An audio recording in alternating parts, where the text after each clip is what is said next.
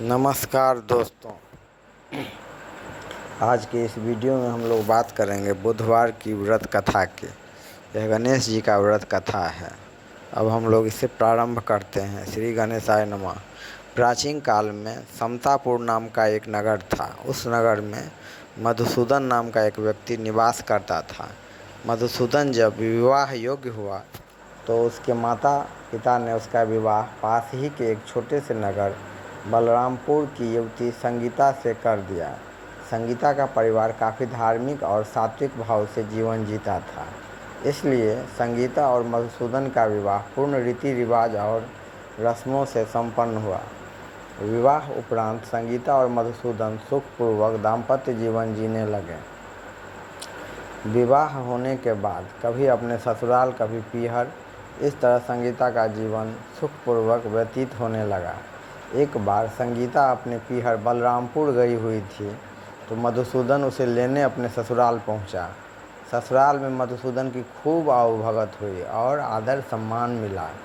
संध्या को जब मधुसूदन ने ससुराल से विदाई लेनी चाहिए तो संगीता के माता पिता ने मना कर दिया। संगीता के माता पिता बोले, पुत्र, आज बुधवार का दिन है। हमारे यहाँ यह रिवाज है कि बुधवार के दिन लड़की को अपने ससुराल के लिए विदा नहीं करते हैं। बुधवार को ससुराल जाना बहुत अशुभ माना जाता है। आप आज रात्रि को यहीं विश्राम करो और प्रातःकाल संगीता को लेकर मेरे घर आना। संगीता को लेकर अपने घर चले जाना। मधुसूदन को उनकी बातों पर विश्वास नहीं हुआ और वह बुधवार को ही जाने की अपनी जिद पर अडिग रहा। हार कर संगीता के माता पिता ने उन्हें विदा कर दिया।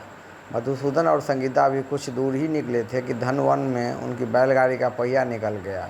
घने वन में उनकी बैलगाड़ी का पहिया निकल गया। अब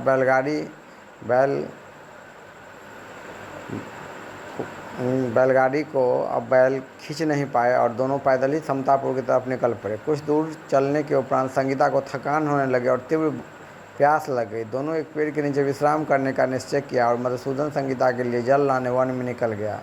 थोड़ी देर के बाद जब मधुसूदन जल लेकर आया तो देखता है कि उसकी पत्नी के पास उसका हमशक्ल व्यक्ति ठीक उसी के जैसी वेशभूषा धारण किए बैठा है। मधुसूदन को यह देख बहुत क्रोध आया और वह उस बहुरूपियों से झगड़ा करने लगा। संगीता भी नहीं समझ पाई उसका पति कौन है, क्योंकि दोनों पूर्णतः एक जैसे प्रतीत हो रहे थे। मधुसूदन और उसके हमशक्ल का झगड़ा सुनकर पास ही से गुजर रहे राजा के सैनिक वहां आ गए। सैनिकों ने जब सारा वृत्तांत सुना तो उन्होंने संगीता से अपने पति को पहचानने को कहा। संगीता भी दुविधा में पड़ गई और अपने पति को नहीं पहचान पाई। झगड़े का कोई हल नहीं निकलने के कारण सैनिकों से मधुसूदन और उसके हमशक्ल को राज दरबार में पेश किया। राजा ने दोनों को कठोर कारावास की सज़ा सुना दी। अब मधुसूदन को अपने क्रिया का प्रायश्चित होने लगा और वह समझ गया कि उसने बुद्ध देव को क्रोधित किया है और यह उन्हीं के क्रोध का फल है। मधुसूदन ने हाथ जोड़कर भगवान बुद्ध से क्षमा मांगी। मधुसूदन ने प्रण लिया कि वो आज के बाद हमेशा बुधवार का व्रत रखेगा और बुधवार व्रत कथा सुनेगा। भगवान ने उसे उसके पापों का दंड दे दिया था और उसे शिक्षा भी मिल गई थी, इसलिए भगवान ने उसको क्षमा कर दिया। मधुसूदन के पाप मुक्त होते ही चमत्कार हुआ और उसका बहुरूपिया तुरंत अदृश्य हो गया। राजा ने उसे क्षमा करके प्राण दान दिया और संगीता के साथ विदा कर दिया। दोनों राजा के महल से थोड़ी ही दूर निकले होंगे कि उन्हें सामने से अपनी बैलगाड़ी आती दिखाई दी। बैलगाड़ी में दोनों पहिए भी एकदम ठीक थे। मधुसूदन और संगीता की खुशी का ठिकाना नहीं रहा। दोनों ने भगवान को धन्यवाद दिया और तुरंत अपनी बैलगाड़ी में सवार होकर घर की तरफ प्रस्थान किया। उसके बाद मधुसूदन कभी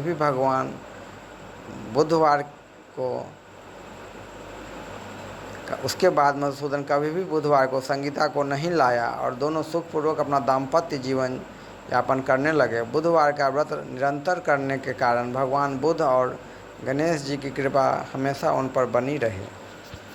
इस प्रकार हम देखते हैं कि बुधवार का कथा हम समाप्त होता है। धन्यवाद। सेकंड का मौन व्रत रख लेते हैं।